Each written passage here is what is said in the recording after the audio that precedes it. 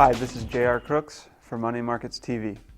We now know that the market rallies we saw between 2009 and 2011 were not just based on monetary accommodation, but on improvements in economic data. Furthermore, each new quantitative easing program from the Federal Reserve has yielded shorter and less dramatic results in the stock market. So I'm wondering how much effect a possible QE3 would have. Would it support asset prices and temporarily postpone a market calamity? The truth is, I don't know. After all, the mood among investors has turned as sour as I can ever remember. It's uncertain whether Greece will accept the terms of its latest bailout deal, and Spain and Italy are both on the verge of needing their own rescues.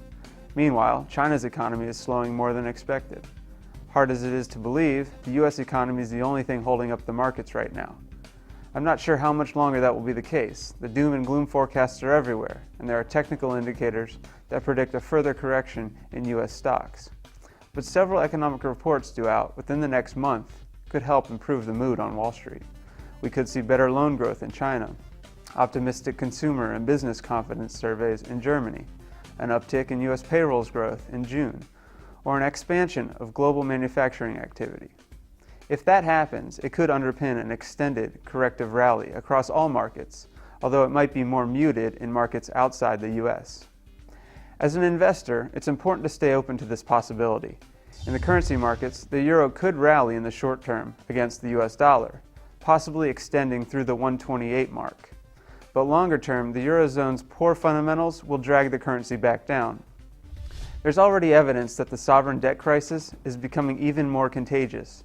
The Austrian finance minister recently said Italy will be the next in line for a bailout. Italian industrial output is falling, along with national income and consumer demand, and unemployment is rising. At the same time, yields on Italian government bonds are surging, and the country's debt-to-GDP ratio is already at 120% and rising fast. Given these fundamentals, Italy could need a bailout within a matter of weeks. Simply put, as long as the Eurozone economy remains weak, any monetary-fueled rally in the euro will last hours or days, not weeks or months. The risks are just too great to take any short-term, long-side positions on the currency. I'm J.R. Crooks for Money Markets TV. Thanks for watching.